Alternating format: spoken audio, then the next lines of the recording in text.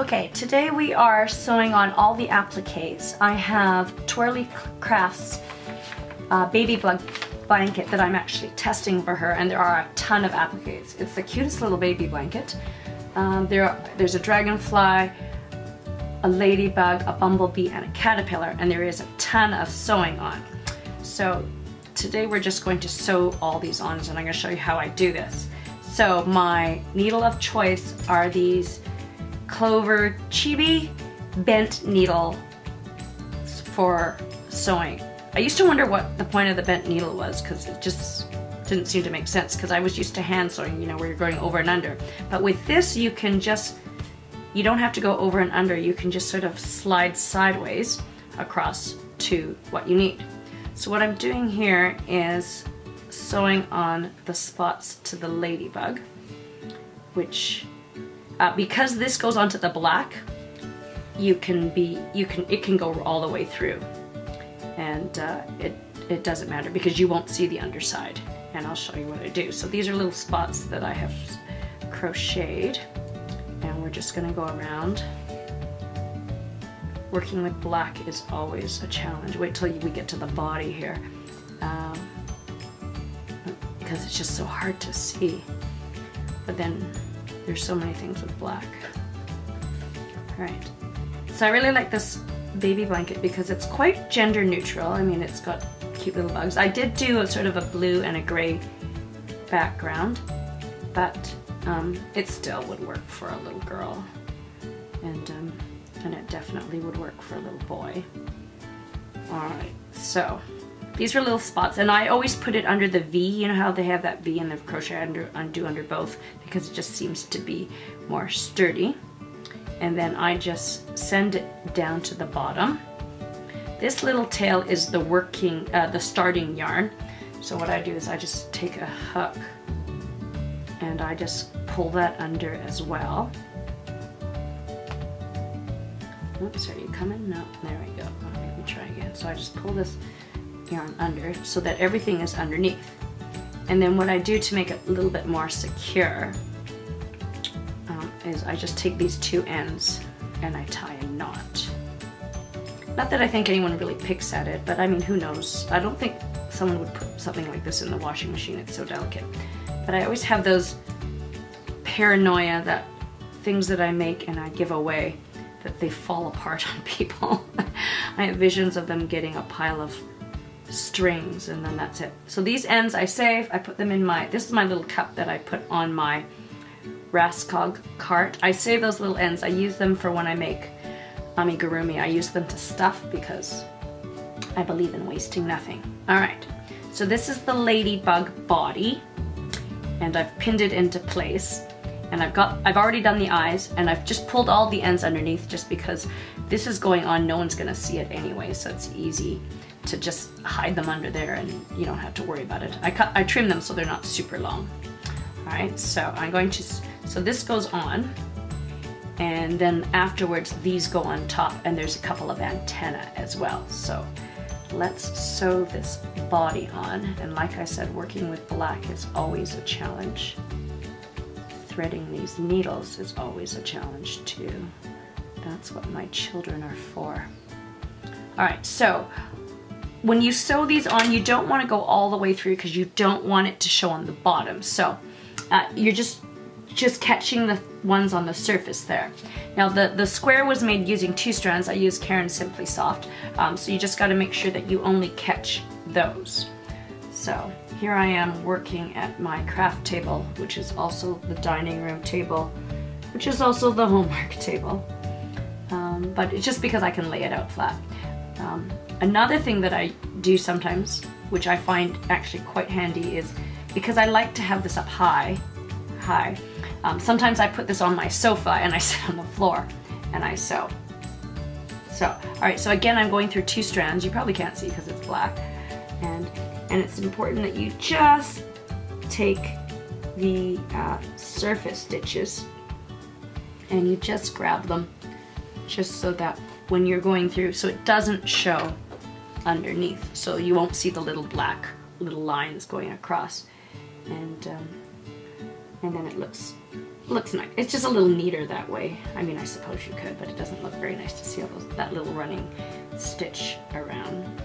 So I'm just grabbing a couple of stitches underneath, and then I'm grabbing through the V on this ladybug, and I'm just going around, and I'm catching this, and I've done a little bit of sewing before, but this is definitely one of the bigger projects I've done with lots of applique. And it's not like just 4 applique, like I had the eyes, and then this has the ladybug wings, and so there's quite a bit of sewing onto this. You kind of have to plan a sewing day. Today was my sewing day to get this all done. I chose to do all the appliques first and then sew them all on. I guess you could make one and sew it on as you go along. For me, I kind of have to be in the sewing mood to want to do this. And but you can see I'm just working my way around. I'm just taking the surface stitches, going through here. Careful that you don't go too far out, and careful that you don't pull so that it puckers, because you want it to lay nice and flat and look nice. Right now it's just this black body. And again, like I said, this bent tip is nice because I can easily go pick up a couple of stitches and just go through. There's my pin. I'm just gonna take it out. That's my cupcake pin cushion. It was supposed to go on a mason jar. I found some pattern online and I thought, oh, that's a great gift. I was going to make that for one of my girlfriends.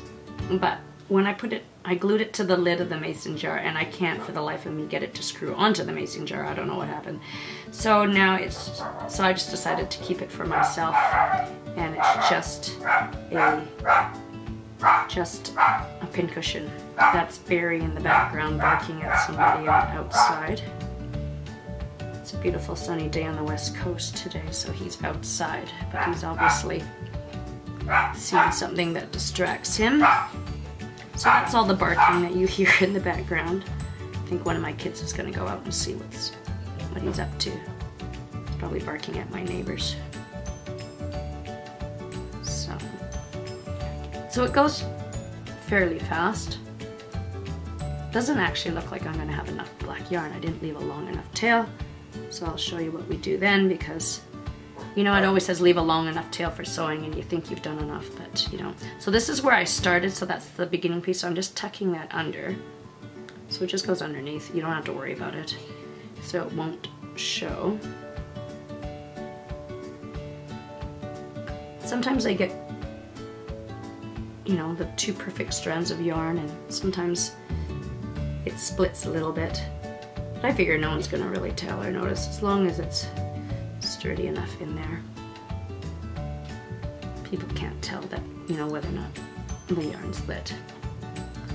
Although sometimes the A-type in me is very particular about that. But I think when I'm dealing with this volume of sewing and so much, I'm a little bit more forgiving of myself when it's not exactly right. Okay, so yeah, it doesn't look like I'm gonna have enough yarn, does it? Okay, but we'll just attach another piece on and we'll knot it underneath and it'll be fine.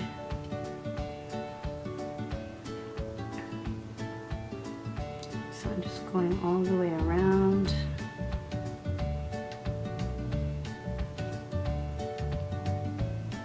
Just getting the surface there. See, so far so good. It's nice in there.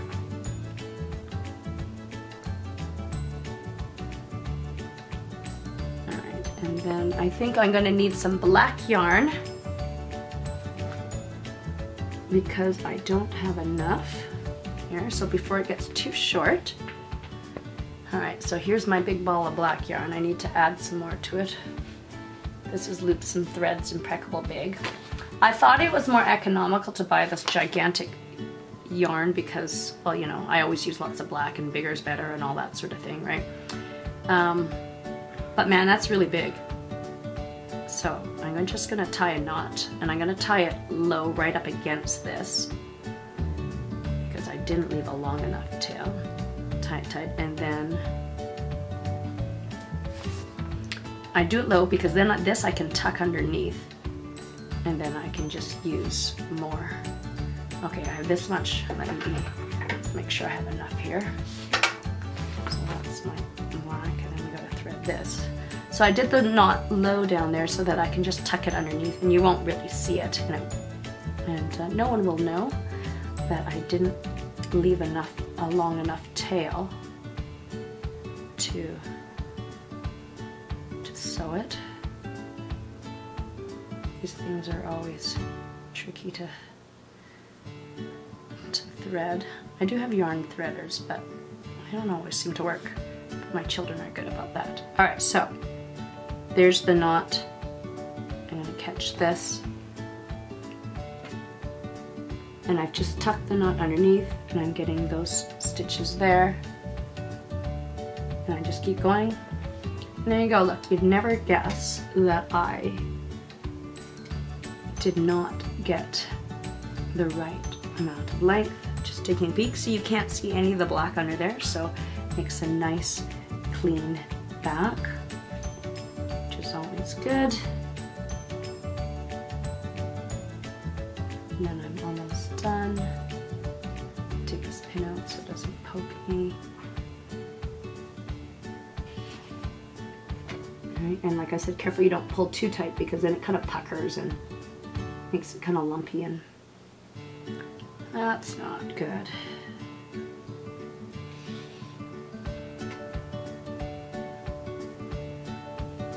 Alright, so I just have to get up to his nose.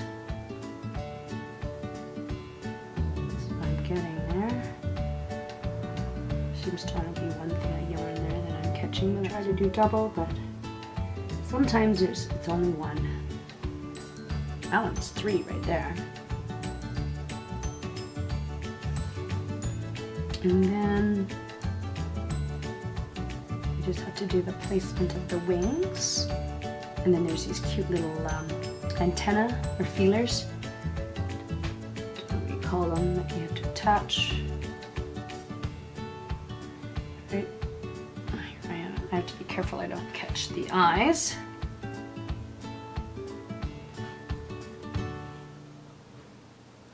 And almost there. Working with the red will be so much easier because you can actually see what you're doing. The black I always find is a best guess. So, but at least it's also very forgiving because you can't, because not only can I see, nobody else can see, so nobody knows whether or not I've done it perfectly or exact. The point is that it's done, and you can't see it. All right, so I've got him all the way back up to the nose, and then what I do is, what do you do with this long end? I kind of weave it through a couple of stitches here. And then I'm going to weave it down the body just so I can, there you go, and then make sure the nose is shaped nicely. And then I weave it through here a few times, and I kind of go in a zigzaggy motion. Go over here. It's kind of crazy if people only knew. It's kind of crazy, and then I'm going to go down here. And I think I'm going to leave it at that. And there's the body done. Okay. Save the scrap, save everything. All right. Here's the wing. There's all these little ends in. We just tuck them underneath. No one will know. No one will see. One goes there. One goes here. They look like little watermelon slices, don't they? Really cute. All right. Make sure that they're centered. Tack it down with a couple of pins.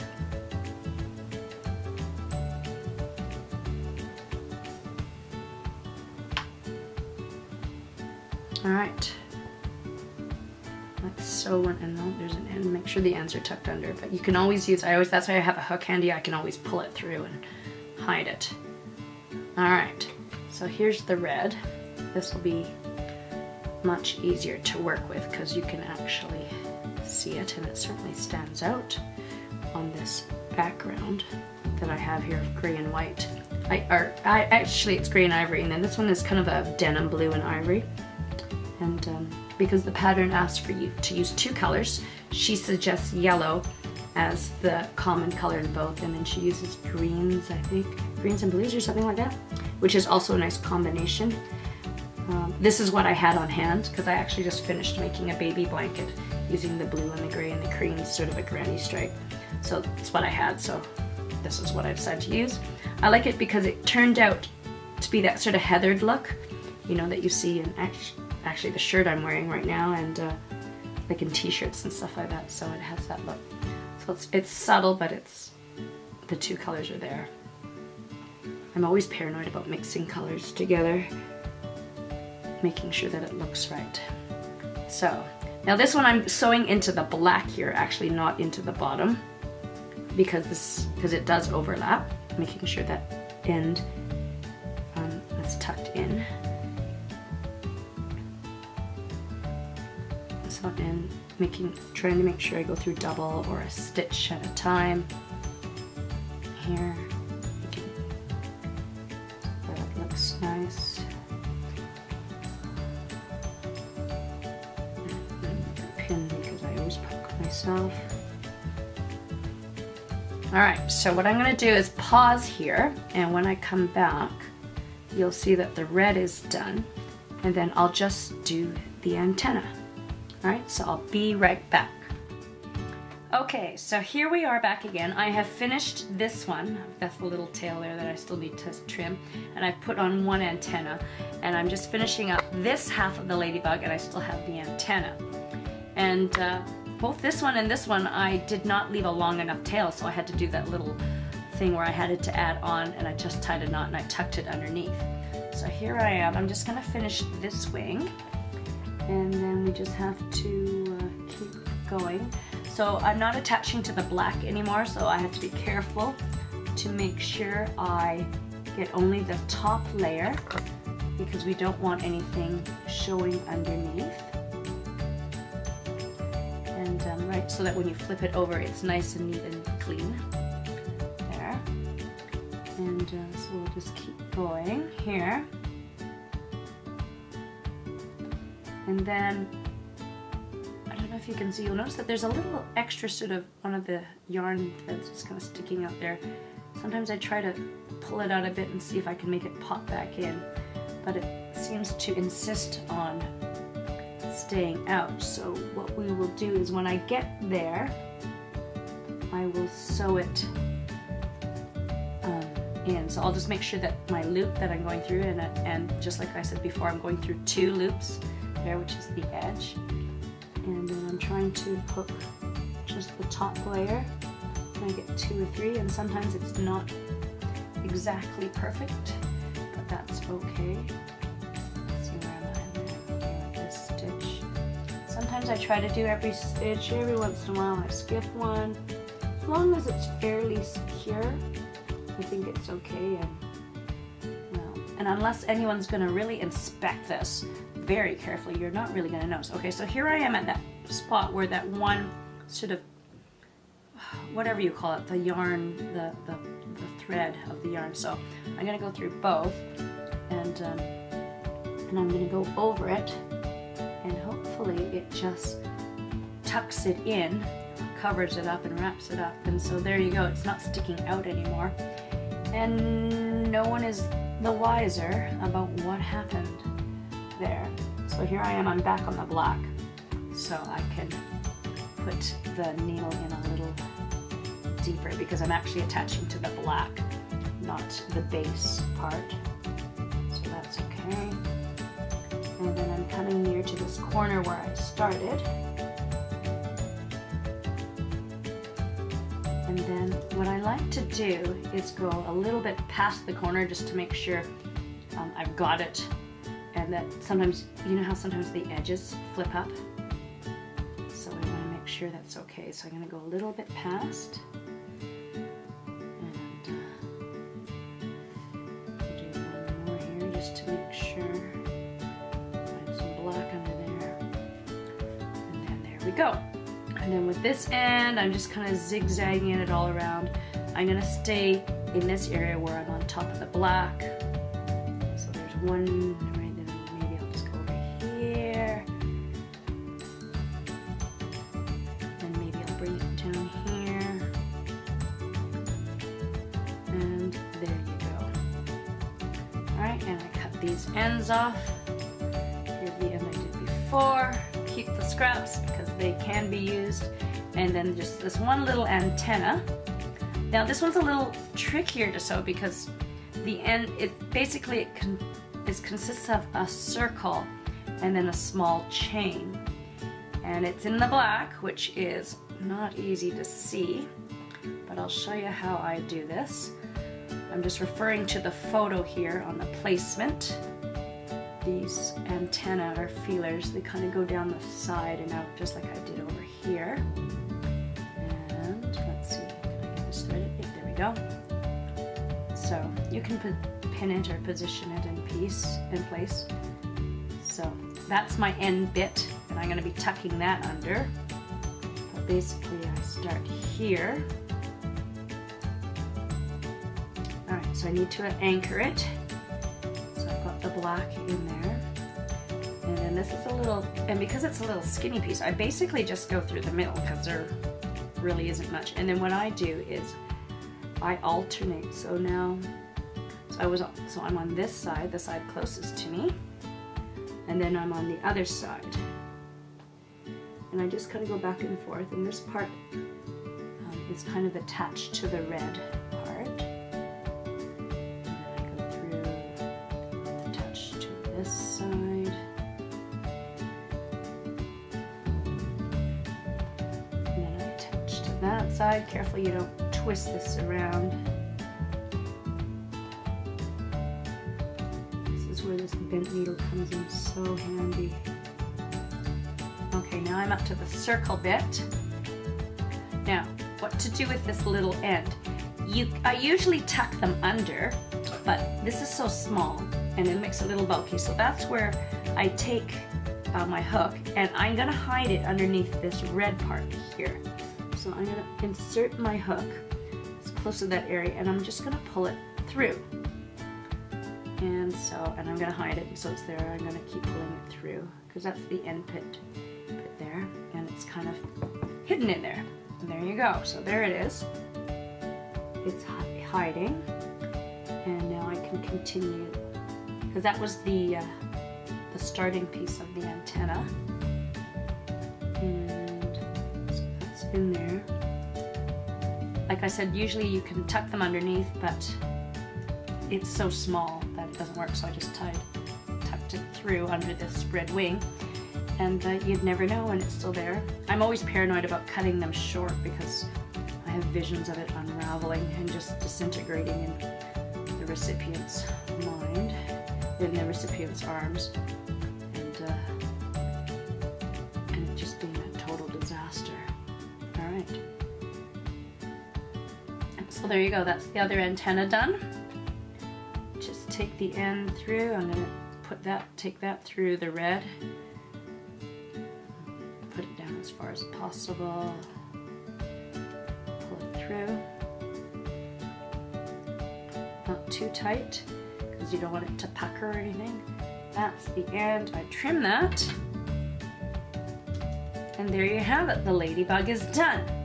I've already done the dragonfly. I just have to do the bumblebee and the